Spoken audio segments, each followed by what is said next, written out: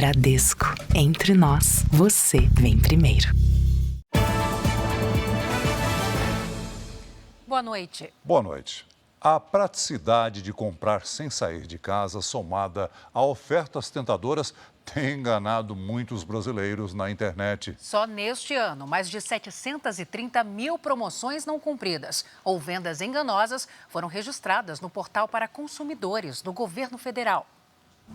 Na hora das compras, a dona Isis sempre faz do mesmo jeito. É um hábito, eu compro tudo pela internet. De supermercado a sofá, eu faço uma pesquisa. Enfim, eu checo alguns dados, alguns itens. Só que desta vez não foi bem assim. Empolgada com o que parecia ser uma promoção, ela confiou em duas supostas lojas que faziam divulgações nas redes sociais. 2 vestidos casuais por R$ 97. Os produtos jamais chegaram.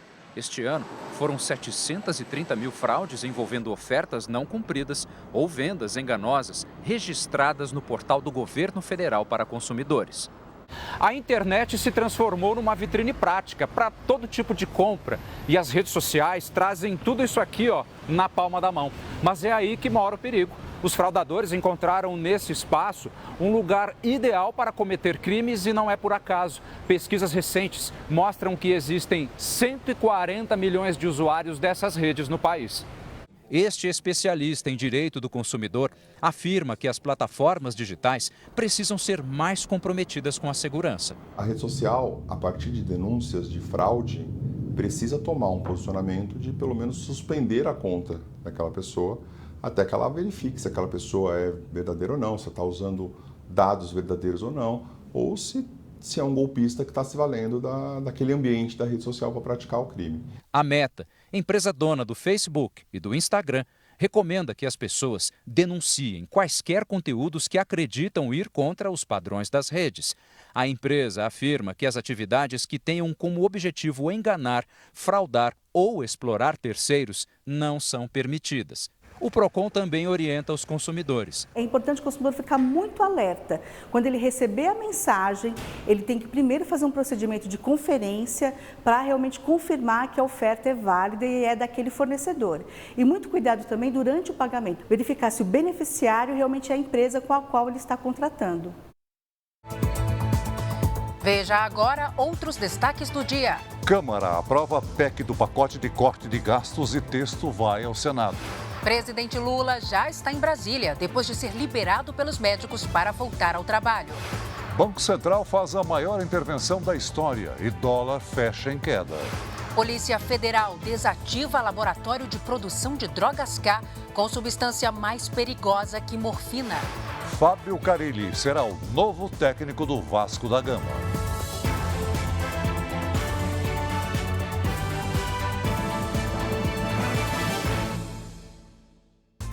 Oferecimento Bradesco. Entre nós, você vem primeiro.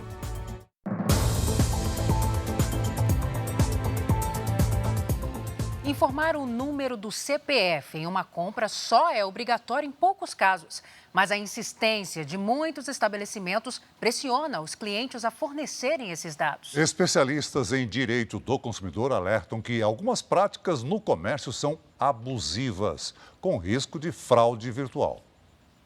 A pergunta é feita no caixa. CPF não é nota? Fornecer dados pessoais como CPF para estabelecimentos comerciais quase nunca é obrigatório, mas muitos consumidores sentem como se fosse. A gente se sente meio invadido, né? A gente fica com o pé atrás porque às vezes também pode ser fraude, né? Que fica pedindo, insistindo, a gente fica meio com medo. O procedimento é comum em diferentes segmentos do comércio. Nas farmácias, por exemplo, os descontos estão vinculados ao fornecimento do número do CPF pelos clientes. Para o Instituto de Defesa de Consumidores, a prática é considerada abusiva. Seria muito importante que as empresas, as farmácias permitissem que o consumidor consiga o desconto sem a necessidade dele fornecer o CPF, porque essa vinculação é proibida, porque permite uma variação significativa do preço. A entrega dos dados pessoais só é obrigatória na compra de medicamentos controlados ou pelo programa Farmácia Popular do governo federal. Mesmo programas estaduais, como o Nota Fiscal Paulista, que oferecem benefícios na emissão da nota fiscal com CPF, o fornecimento é opcional. Entre janeiro e novembro, a Secretaria Nacional do Consumidor recebeu mais de 200 reclamações relacionadas à coleta, uso ou compartilhamento indevido ou não autorizado de dados pessoais ou financeiros. É importante que o consumidor faça, o cuidado, seja atento, vigilante a quem ele informa e o que ele informa seus dados, suas informações pessoais, essenciais, para que não tenha nenhum transtorno mais à frente. Um trabalho entre as polícias do Brasil e da Alemanha identificou uma rede de exploração sexual infantil que agia no Rio de Janeiro. O grupo produzia o conteúdo aqui no Brasil e vendia na Europa. 3 alemães e um brasileiro são investigados. Os criminosos organizavam festas na Cidade de Deus, comunidade na zona oeste do Rio, para atrair as vítimas. O material era gravado e distribuído na Europa. O trabalho conjunto das polícias do Rio e de Berlim levou à prisão do fotógrafo Frank Altman, de 60 anos, terça-feira na Alemanha. Segundo as investigações, além de organizar os eventos, ele aparece nos vídeos. Mas o alemão foi solto logo depois da audiência de custódia. Nessa busca e apreensão realizada pela polícia alemã essa semana, eles encontraram esse HD e tinha essa identificação, essa tarja escrita Rio de Janeiro, justamente sugerindo para a gente que existem mais conteúdos produzidos já na Europa. As investigações começaram há cerca de 1 ano, quando uma denúncia anônima levou os policiais a essa casa, também na zona oeste do Rio. No imóvel, agentes encontraram mais de 30 mil fotos e vídeos. Na época, o alemão Rainer Adolf, de 71 anos, foi preso em flagrante. Apontado como chefe da organização criminosa, ele seria o contato na Europa com os outros pedófilos. O terceiro alemão suspeito, Jan Yuri Hitz, foi morto em novembro pela namorada, que descobriu que a filha dela era abusada por ele. Um brasileiro também já foi identificado e preso. A defesa dos suspeitos não foi encontrada. A polícia do Rio já descobriu pelo menos 20 vítimas do grupo. Os alvos eram adolescentes de 12 a 15 anos. Segundo as investigações, as meninas recebiam cerca de R$100 para participar das festas e tinham a imagem divulgada em outras partes do mundo. Que os pais, os responsáveis, saibam onde essas adolescentes, onde seus filhos estão indo, frequentando. Isso gera um prejuízo enorme para a vida desses adolescentes. O Ministério da Justiça lançou hoje uma nova versão do aplicativo Celular Seguro para ampliar o combate ao roubo e ao furto de aparelhos em todo o país. Para evitar prejuízo, quem tem um celular mais caro tem aderido a planos de seguradoras. Pode ser em um descuido ou em uma ação violenta. O celular hoje é um dos principais alvos dos ladrões. Só de janeiro a outubro, 120 mil aparelhos foram roubados ou furtados no estado de São Paulo. No caso da Cláudia, ela estava dentro do carro, com a janela e a porta fechadas, só que parada no congestionamento e usando o aplicativo de trânsito. O ladrão percebeu, quebrou o vidro e levou o celular. Aí, além do transtorno de perder tudo que você tinha no aparelho, tem o trauma, o susto e o prejuízo. Tinha acabado de ganhar esse celular de presente do meu marido, de aniversário. Fiquei 15 dias com ele e fui roubada. Cláudia passou a fazer seguro dos celulares dela, do marido e da filha. Espero não usar, porque o susto também demora para passar. Segundo a Federação Nacional de Seguros Gerais, mais de 10 milhões de aparelhos são segurados no país. É um mercado em expansão que movimenta 2 bilhões e 500 milhões de reais por ano. Mas será que vale a pena? O seguro de um celular hoje no Brasil é de 10% a 20%. Portanto, é um produto caro para o mercado. Mas a pessoa tem que ponderar as suas condições e se realmente vale a pena no seu caso particular. Para tentar frear esse tipo de crime, o Ministério da Justiça lançou hoje uma atualização do aplicativo Celular Seguro. A principal novidade é o modo recuperação, com bloqueio apenas da linha e de contas bancárias. Quem comprou o aparelho, mesmo sem saber que era roubado, recebe um alerta ao tentar habilitar uma nova linha e é orientado a procurar uma delegacia. No Piauí, onde o sistema foi criado, tem dado certo. Mais de 8 mil aparelhos já foram devolvidos. Este é um exemplo não só de associação do Estado com a sociedade civil no combate à criminalidade, mas é um exemplo também da integração das forças de segurança de todo o país. As novidades serão incluídas nos próximos 90 dias. O que puder dificultar eles para nos roubarem, eu acho que é válido.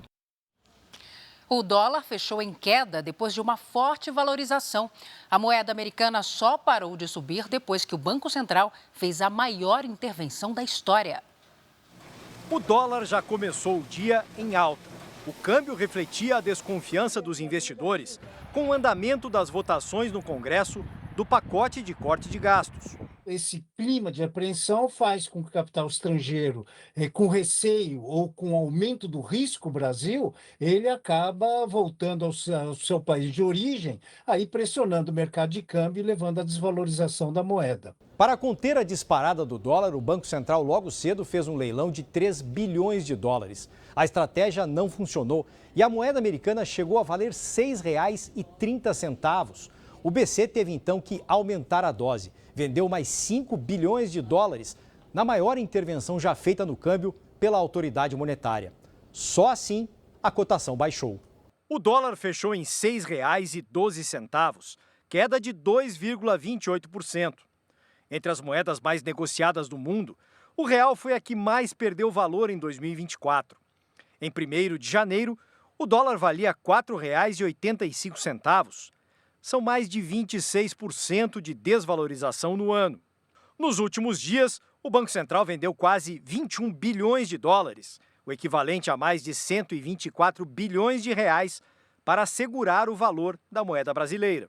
O ano passado foi um ano bom, a Bolsa teve um bom desempenho no final do ano, mas esse ano, enfim, nenhuma ação corroborou a rigidez fiscal, o equilíbrio das contas públicas. Na situação que está, juros subindo, será que vale a pena eu ficar correndo risco na Bolsa, ficar correndo risco em ativos de risco? Melhor ir para o menos risco. A Bolsa de Valores fechou em leve alta. Para este economista, a alta da moeda americana vai chegar ao bolso dos consumidores com o aumento dos preços, o que gera mais uma preocupação para o governo com a alta da inflação. O nosso país é altamente dependente da importação de bens intermediários. Então, à medida que há uma desvalorização da moeda nacional, esses bens vão se tornar caros e, inevitavelmente, esses preços serão repassados ao preço do bem final. E isso impacta, então, na estrutura de consumo das famílias. Então, esse é um lado ruim. Preços, eles tendem a manter essa tendência de alta nos próximos meses. O Banco Central revisou para cima a previsão de crescimento da economia neste ano, mas também admitiu que a inflação vai estourar o teto da meta estipulada pelo Conselho Monetário Nacional. O futuro presidente da instituição, Gabriel Galípolo, afirmou que não vê um ataque especulativo no dólar. O Produto Interno Bruto do Brasil deve fechar o ano com crescimento de 13,5%, segundo o Banco Central. A previsão era de 3,2%. Para o ano que vem, a expectativa também é de crescimento da economia, mas um pouco menor, de 2,1%. Existe ainda a possibilidade de juros altos ao longo de 2025. E para este ano, a instituição afirma que a inflação vai ficar acima da meta, que é de 3%, com tolerância de 1,5 ponto percentual para cima ou para baixo.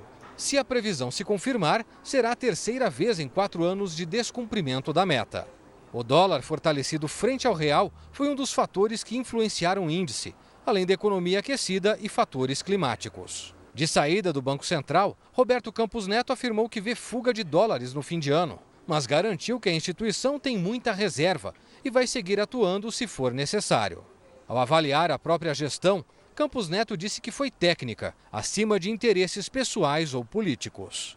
Eu tenho certeza que o Banco Central está bem preparado e equipado para continuar exercendo seu papel fundamental para a sociedade brasileira. Campos Neto fica no cargo até amanhã. Na próxima semana, ele entra em recesso e Gabriel Galípolo assumirá o cargo interinamente até a posse como novo presidente do Banco Central em 1º de janeiro. Hoje ele afirmou que não acredita que esteja acontecendo um ataque especulativo no mercado de câmbio. Existe um mercado que só existe alguém comprando e alguém vendendo. Então, toda vez que o preço de algum ativo se mobiliza em alguma direção, você tem vencedores e perdedores, né? Então, eu acho que a ideia de ataque especulativo enquanto algo coordenado não representa bem. Eu acho que a gente pode estar explicando como o movimento está acontecendo no mercado hoje. O presidente Lula foi liberado pela equipe médica em São Paulo e já voltou para Brasília. Uma tomografia realizada hoje apontou que o hematoma na cabeça não existe mais. Lula saiu de casa antes das 9 da manhã. O carro foi escoltado por seguranças até o hospital em São Paulo. O presidente passou por uma nova tomografia de acompanhamento da cirurgia da semana passada. O presidente realizou a tomografia de controle como estava prevista. O exame está melhor até. O estado geral dele é bom e a equipe médica liberou ele para ir para Brasília no dia de hoje. O hematoma não existe mais e é um controle tomográfico pós uma cirurgia desse porte. Na primeira semana de dezembro, Lula foi submetido a uma cirurgia de emergência para drenar um hematoma na cabeça, em consequência de uma queda no Palácio da Alvorada. Na semana passada, o presidente passou por outro procedimento para evitar novos sangramentos. Ele recebeu alta hospitalar no último domingo. Mesmo com o resultado considerado satisfatório, Lula deve fazer novos exames. A previsão é que daqui mais ou menos a 10 dias a gente repita o exame de imagem lá em Brasília, no Círio de Brasília mesmo, e faça o acompanhamento por lá. Lula chegou ao Palácio da Alvorada, em Brasília, no começo desta tarde. A recomendação médica é para que o presidente permaneça em repouso, sem fazer exercícios físicos. Mas o trabalho presencial já está liberado. Aqui na residência oficial, Lula recebeu nesta quinta-feira a visita de um assessor. A equipe do cerimonial também esteve com o presidente para acertar os detalhes de uma reunião ministerial que deve acontecer amanhã. A previsão é de que Lula passe o Natal e o Ano Novo aqui na capital federal. Veja a seguir: Câmara aprova medidas do pacote de corte de gastos do governo. Polícia Federal desativa laboratório clandestino e apreende pela primeira vez no país substância usada para produzir as drogas K.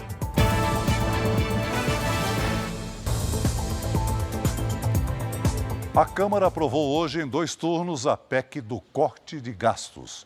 Vamos a Brasília saber os detalhes com Luiz Fara Monteiro. Boa noite, Fara. Oi, Celso. Boa noite a você, a Salsi e a todos que acompanham o Jornal da Record.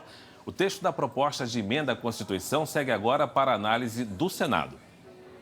A votação foi retomada no início da tarde. Para garantir a presença dos deputados, o presidente da Câmara, Arthur Lira, avisou que cortaria o ponto e os salários de quem não votasse. Todas as votações do dia de hoje terão efeito administrativo, requerimentos, obstrução, adiamento, mérito, destaques, qualquer votação. O primeiro tema a ser debatido foi uma alteração na Constituição para restringir supersalários no funcionalismo público, acima do teto de R$ 44 mil. O texto também altera o Fundo de Manutenção da Educação Básica, o Fundeb, e traz novas regras para o abono salarial. O texto foi aprovado em 2 turnos. Na primeira votação foram 344 votos sim. Eram necessários 308 votos para alterar a Constituição. 154 parlamentares votaram não. Em segundo turno, foram 348 votos favoráveis e 146 contrários. Pelo projeto, o abono salarial, que hoje é pago para quem recebe até 2 salários mínimos, passaria, no ano que vem, a ser repassado aos trabalhadores que ganham até R$ 2.640. O valor do benefício passa a ser corrigido pela inflação até ficar de forma permanente para quem ganha até 1 salário mínimo e meio. Para concluir a votação do pacote de corte de gastos, ainda hoje, o presidente da Câmara, Arthur Lira, permitiu que os deputados votassem à distância, pelo sistema remoto. Os deputados também vão concluir a análise do projeto de lei que altera as regras para o reajuste real do salário mínimo, limitado a, no máximo, 2,5% acima da inflação. E altera também as regras do benefício de prestação continuada, o BPC. Foi feito um acordo para que conste no projeto de lei uma regra que proíbe juízes de retirarem fontes de renda não previstas em lei para calcular se uma pessoa tem direito ou não ao benefício. O BPC é pago para idosos e pessoas com deficiência de baixa renda.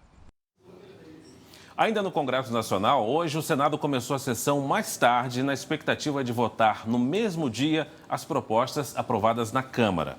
O Yuri Ascar acompanha. Yuri, boa noite. As votações já avançaram? Sim, Fara, boa noite. O primeiro item da pauta aprovado pelos senadores foi exatamente um projeto que torna permanente o Fundo Garantidor do Pronamp, o Programa Nacional de Apoio às Microempresas e Empresas de Pequeno Porte. Logo em seguida, o Senado aprovou um projeto que autoriza créditos em contratos para exploração e produção de petróleo e gás natural. E agora os senadores discutem os destaques ao primeiro projeto do pacote de gastos aprovado ontem pela Câmara. O texto base foi aprovado e estabelece limites para gastos públicos em caso de déficit primário das contas públicas, incluindo o bloqueio das emendas parlamentares. O governo tem expectativa de que os senadores também possam começar ainda hoje a análise das outras propostas do pacote que foram aprovadas hoje pela Câmara. Fara. Obrigado por suas informações ao vivo aqui, Yuri. O Supremo Tribunal Federal realizou hoje a sessão de encerramento do ano judiciário. O presidente da Suprema Corte, Luiz Roberto Barroso, fez um balanço da atuação do tribunal neste ano. O STF recebeu mais de 80 mil processos, sendo 26 mil originários e 54 mil recursos. Mais de 83 mil processos foram finalizados. A notícia boa é que nós estamos com 20.300 processos em tramitação, uma redução de 15% em relação ao ano anterior, e o menor acervo do Supremo Tribunal Federal nos últimos 30 anos. Eu fico por aqui. Para você saber mais notícias de Brasília, é só acessar o r7.com. Voltamos a São Paulo. Salce e Celso. Obrigado, Fara.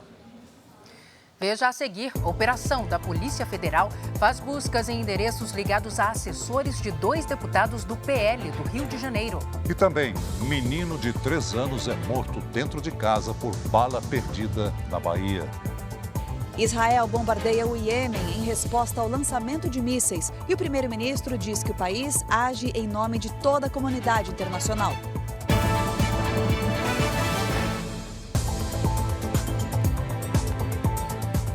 A Polícia Federal apreendeu hoje, na região metropolitana de São Paulo, 1 quilo de uma substância usada na fabricação das chamadas drogas K. O nitazeno é 20 vezes mais forte do que o fentanil e foi apreendido pela primeira vez no país. Mais forte do que a morfina, 20 vezes mais do que o fentanil, a droga que tem matado milhares de pessoas nos Estados Unidos. Esse é o perfil do nitazeno, encontrado hoje por policiais federais num laboratório clandestino em Mogi das Cruzes, região metropolitana de São Paulo. Foi a primeira apreensão da substância no Brasil com destinação comprovada para produzir a chamada droga K, vendida nas ruas como maconha sintética.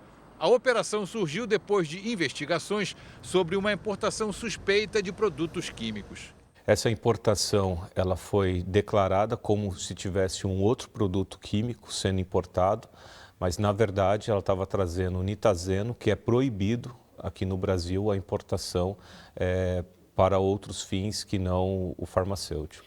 De acordo com a Polícia Federal, além de ser usado na produção da maconha sintética, o nitazeno pode ser diluído em outras drogas e vendido em formas de balas, pirulitos ou em produtos acima de qualquer suspeita, como papel de carta, por exemplo. A Polícia Federal acredita que a descoberta do laboratório clandestino é um avanço significativo nas investigações sobre o uso da substância no país. Este psiquiatra diz que a droga K tem potencial de viciar o usuário mais rapidamente, mas que o nitazeno ainda não é totalmente conhecido. Ainda se sabe muito pouco qual que é o risco maior do nitazeno, mas a gente sabe que tem, dentro de todos os efeitos provocados, inclusive os riscos de morte que pode causar da droga K, é uma droga que merece um especial cuidado. E uma apreensão desse tipo abre um precedente muito importante sobre o nível de devastação que esse tema está trazendo para o mundo das drogas. Os agentes federais apreenderam veículos, dinheiro vivo e materiais usados na produção. 2 pessoas foram presas no laboratório. O Superior Tribunal Militar reduziu a pena dos militares do Exército, acusados de matar um músico e um catador de reciclável em 2019, no Rio de Janeiro. Os militares disseram que confundiram o carro do músico com o de um criminoso e dispararam 257 tiros de fuzil. Luciana está indignada. A viúva do músico Evaldo Rosa voltou hoje de Brasília. Ela acompanhou a decisão do Superior Tribunal Militar, que acolheu o recurso dos condenados pela morte do marido. O julgamento foi um dia muito triste. A sensação de impunidade, a sensação de que vidas para muitos não importam. Evaldo foi assassinado em Guadalupe, na zona norte do Rio, em abril de 2019. Os militares faziam uma operação no local e disseram que confundiram o carro do músico com o de um criminoso. Eles dispararam 257 tiros de fuzil. O catador de recicláveis, Luciano Macedo, tentou socorrer Evaldo e também morreu baleado. Em 2021, 8 militares foram condenados em primeira instância a penas de 28 a 31 anos de prisão por assassinato qualificado doloso, quando há intenção de matar. Nesta quarta-feira, o Superior Tribunal Militar acolheu a apelação dos réus. Eles foram absolvidos pela morte do músico. A Justiça Militar também modificou a condenação pela morte do catador Luciano Macedo, de homicídio doloso para culposo, quando não há intenção de matar, e aceitou a tese de legítima defesa. A Corte ainda reduziu as sentenças para no máximo 3 anos e 6 meses de detenção. Todos vão cumprir a pena em regime aberto. Eu preciso ver se realmente vai valer a pena recorrer, porque aí você briga 1, 2 anos, né? Aí o seu emocional, será realmente que a justiça vai ser feita? A Polícia Federal fez buscas em endereços ligados a assessores de 2 deputados federais do PL, o Partido Liberal do Rio de Janeiro. A operação foi autorizada pelo ministro Flávio Dino do Supremo Tribunal Federal.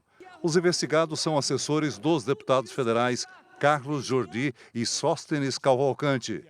Eles são suspeitos de crimes de peculato, lavagem de dinheiro e organização criminosa. De acordo com as investigações, agentes públicos e empresários tinham um acordo para desviar recursos da cota parlamentar. Para isso, teriam usado contratos falsos com locadoras de veículos. Não há nada de errado no aluguel dos meus carros. Nada. Segue todos os trâmites da casa, estão devidamente registrados, os contratos estão de forma legal. Eu não tenho nada a temer. Não faço nada de errado com cota parlamentar e nem com nenhum ilícito no meu mandato. Um menino de 3 anos foi morto dentro de casa, vítima de bala perdida em Lauro de Freitas, na região metropolitana de Salvador. O tiro teria sido disparado durante um confronto entre assaltantes e policiais. Samuel brincava na sala, no 2º andar da casa onde morava, quando foi atingido por um tiro nas costas. A criança, de apenas 3 anos, chegou a ser levada para o hospital, mas não resistiu.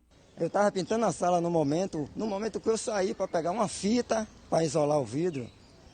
Eu vi ele no chão. Como é que um tiro atinge uma criança nessa altura aí? Praticamente aí deve ter uns 7, 8 metros aí de altura ou mais. A criança morava com os pais na periferia de Lauro de Freitas, região metropolitana de Salvador. A suspeita é que o tiro tenha sido disparado de uma praça, a 600 metros da casa de Samuel, onde acontecia uma tentativa de assalto. Houve troca de tiros entre criminosos e policiais. Este ano, 38 pessoas foram vítimas de bala perdida na Grande Salvador. 7 morreram. O Instituto Fogo Cruzado ainda mostrou que no Recife foram 42 vítimas de bala perdida e 7 mortos em 2024. A região metropolitana do Rio de Janeiro é a que concentra mais casos, 82 baleados e 24 mortos. O corpo de Samuel vai ser enterrado amanhã. No começo da tarde de hoje, uma outra criança de 5 anos foi baleada no centro da capital baiana durante um tiroteio. O estado de saúde não foi divulgado.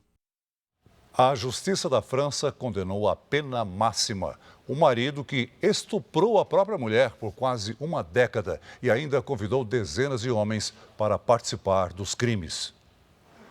A sentença foi comemorada do lado de fora do tribunal em Avignon, no sul da França. Dominique Pellicot foi condenado a 20 anos de prisão. Ele confessou ter drogado e estuprado a própria mulher por 10 anos e que ainda recrutou cerca de 70 homens pela internet para participarem dos abusos. Dominique teve a pena aumentada por também ter gravado a filha e a enteada nuas. 50 destes homens foram identificados e levados à corte francesa. Eles foram condenados a penas que variam de 4 a 18 anos de prisão. O julgamento durou 3 meses e já é considerado o maior processo de estupro da história da França. Os advogados de Dominique Pelicot disseram que a decisão foi severa e que avaliam a possibilidade de recorrer à justiça. Gisele Pelicot abriu mão do anonimato. Em entrevista, disse que a vergonha não deve ser da vítima, e sim do agressor. Com essa postura, ela mobilizou os franceses e se tornou um símbolo da coragem feminina. Gisele saiu do tribunal de cabeça erguida e acompanhada do filho. Ela dedicou o resultado do julgamento às vítimas de estupro que não tiveram as histórias divulgadas. Saibam que compartilhamos a mesma luta, afirmou. E tem virada do tempo em São Paulo na última sexta-feira da primavera. Vamos conversar com a Giovana Rizardo. Giovana, boa noite. Quais as regiões de maior atenção? Principalmente o interior de São Paulo. Salsi, boa noite para você. Oi, Celso, boa noite. E uma boa noite para você que nos acompanha. O Instituto Nacional de Meteorologia emitiu um aviso para chuvas intensas para mais de 600 municípios de São Paulo. Na capital paulista, sexta-feira, com previsão de temporais que podem vir com raios e ventos fortes, máxima de 28 graus. Sábado chuvoso com temperatura mais amena. No domingo, o tempo continua instável e faz até 25 graus. No Rio de Janeiro, calor de 37 graus e alerta de chuva forte à tarde. Em Goiânia, as pancadas vêm logo cedo e faz até 29. Em Salvador, manhã chuvosa e o sol aparece à tarde, máxima de 32 graus. Hoje, a região sul registrou a maior quantidade de chuva. Agora, as instabilidades ainda estão sobre os estados do Paraná e Santa Catarina. Amanhã, uma baixa pressão sobre a costa da região sul e a circulação dos ventos mantém o alerta para temporais entre Paraná, Minas Gerais e Rio de Janeiro. Por conta da chuva forte, é alto risco de transtornos. Sexta-feira, com máxima de 29 graus em Florianópolis. Em Belo Horizonte, 30. Em Fortaleza, 31 e até 33 graus em Cuiabá e em Macapá. Vamos ao nosso tempo delivery. O Matheus é de Itaguaí, Rio de Janeiro. Boa noite, Matheus. Sexta e sábado com alerta de chuva forte. Máximas entre 34 e 28 graus. No domingo, o tempo continua chuvoso e faz até 25 graus. A Alane é de Prado, na Bahia. Bem-vinda, Alane. Sexta-feira, chove pela manhã e à tarde o sol aparece. Já no fim de semana, tempo firme. As máximas vão variar entre 31 e 32 graus. Participe você também do JR. Nas redes sociais, coloque o nome de uma cidade e a hashtag você no JR. Salsi, Celso. Obrigada, Giovana. A peça de mármore mais antiga do mundo, gravada com os 10 mandamentos, foi leiloada hoje nos Estados Unidos. A peça foi vendida para um comprador anônimo pelo valor equivalente a 30 milhões de reais. De acordo com um representante, a relíquia vai ser doada para um museu. O mármore foi descoberto em 1913, durante escavações para a construção de uma ferrovia, onde hoje é Israel. Os 10 mandamentos são as principais leis divinas. De acordo com os registros bíblicos, foram entregues por Deus a Moisés no Monte Sinai e até hoje guiam a vida de milhões de pessoas. Veja a seguir, ônibus cai de ponte e deixa 3 mortos em rodovia do Tocantins. Sem regulamentação, o consumo de cigarros eletrônicos dobra em apenas um ano.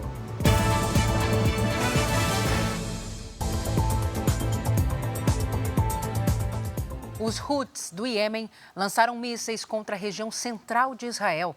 Em resposta, o exército atingiu alvos do grupo terrorista. Caças israelenses foram usados na ação, que deixou 9 mortos e 3 feridos. Os alvos foram usinas de energia na capital iemenita, Sanaa, e o porto de Hodeida, o maior do país, localizado na costa do Mar Vermelho. Já os terroristas Houthis divulgaram imagens do ataque a Israel.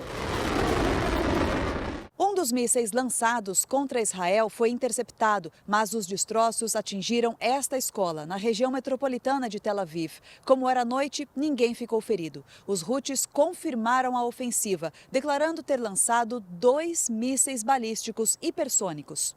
O grupo, que controla parte do Iêmen, apoia os terroristas do Hamas e, desde o começo da guerra na faixa de Gaza, tem realizado ataques contra embarcações que têm Israel como destino.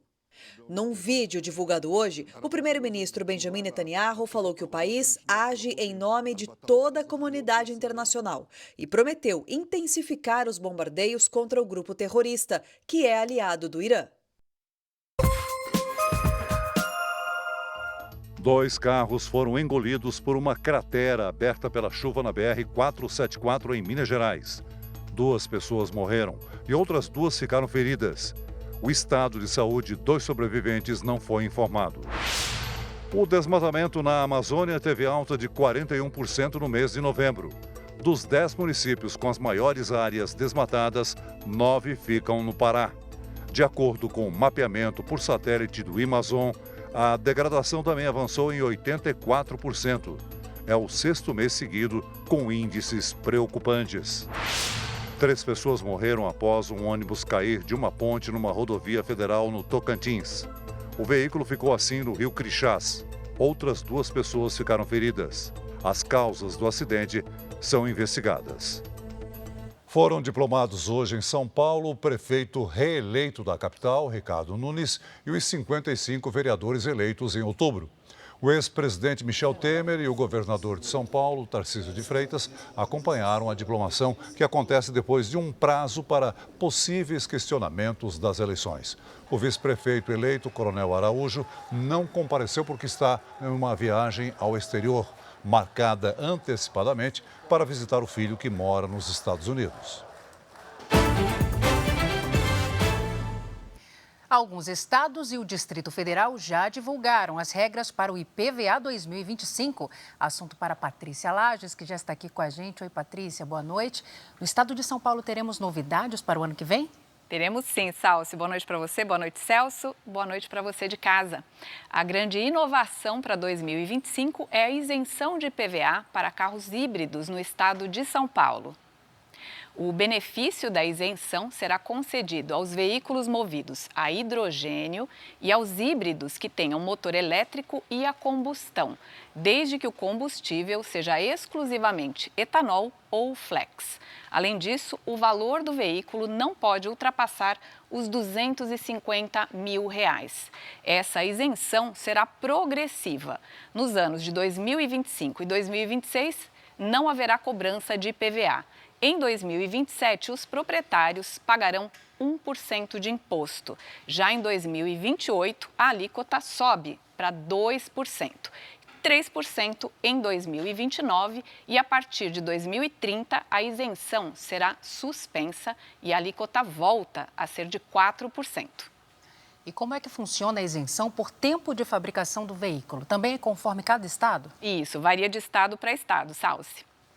Olha só, apenas 3 estados não isentam o IPVA por tempo de fabricação: Tocantins, Pernambuco e Minas Gerais. Os estados do Amapá, Goiás, Rio Grande do Norte e Roraima isentam veículos com mais de 10 anos. Em outros estados, como São Paulo, Rio Grande do Sul, Acre e Paraná, veículos acima de 20 anos não pagam IPVA.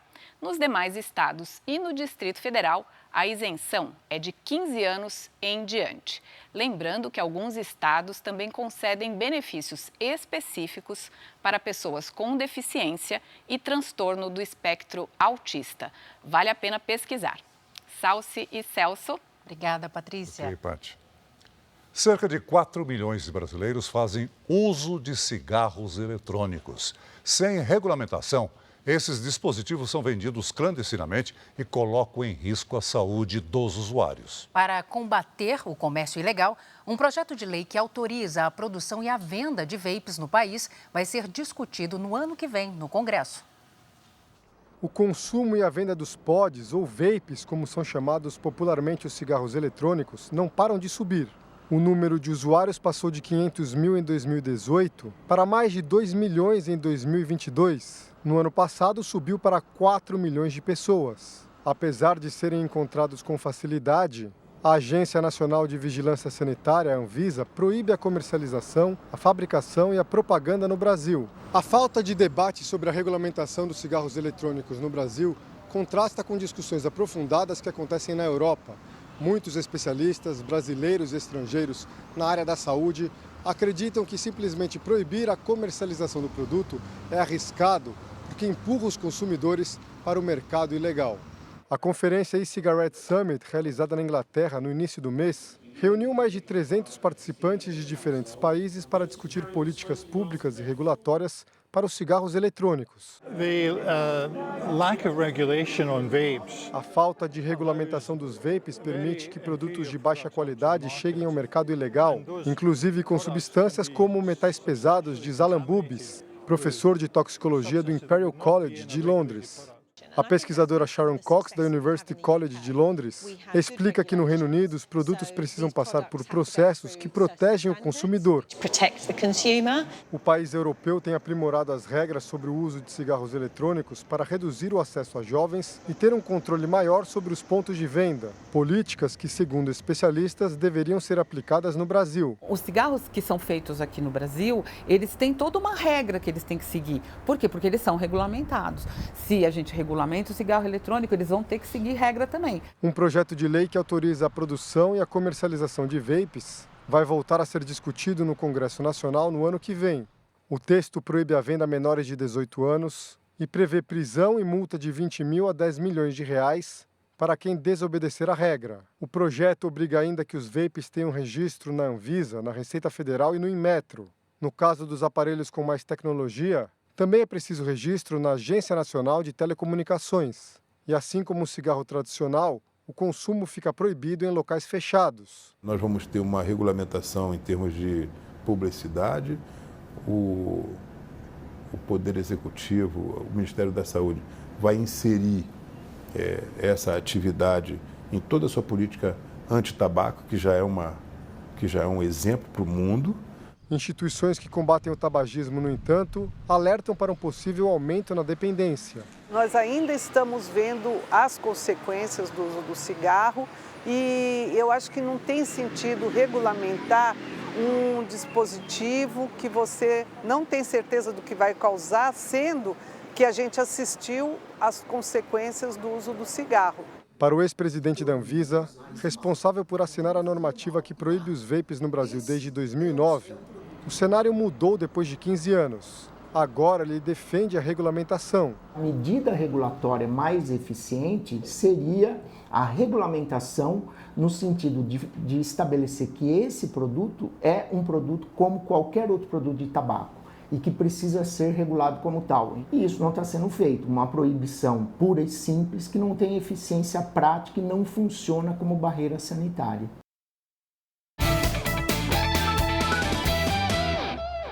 Corinthians e Bahia já sabem quem serão os adversários na pré-Libertadores do ano que vem. Vamos conversar com Bruno Lohans. Bruno, contra quem os brasileiros vão jogar? Boa noite. Boa noite, Celso. Boa noite para você. Bom, o Bahia vai enfrentar o The Strongest da Bolívia e a Altitude de La Paz. Já o Corinthians deu sorte e vai jogar contra o Universidade Central da Venezuela. O rival do Timão foi um dos primeiros campeões do futebol venezuelano na década de 1950. Universidade Central da Venezuela. Será a primeira vez que o Universidade Central vai jogar a Libertadores. Caso avance ainda pela pré-Libertadores, o Corinthians vai enfrentar ou Barcelona ou El Nacional, os dois times do Equador, ou ainda o Blooming, representante da Bolívia. O Bahia vai pegar um time conhecido na competição, o The Strongest da Bolívia. A primeira partida será disputada em La Paz, numa altitude de 3.650 metros. Se vencer, enfrentará Boston River do Uruguai ou Nublense do Chile. Os jogos de Corinthians e Bahia serão disputados no final de fevereiro. Os brasileiros decidem a vaga em casa. O Vasco deve anunciar um novo técnico para 2025 a qualquer momento. Fábio Carille deve assinar contrato com o time carioca, que até o fim do ano que vem o treinador virou opção do Vasco, depois que as negociações com o Renato Gaúcho não andaram. Carille estava no Santos, onde foi campeão da Série B em 2024. No currículo, o treinador tem um tricampeonato paulista e um título brasileiro com o Corinthians. Essas foram as notícias do esporte hoje. Celso. Obrigada, Bruno. Valeu, Bruno. Essa edição termina aqui. À 00:30 tem mais Jornal da Record. Fique agora com a novela Força de Mulher.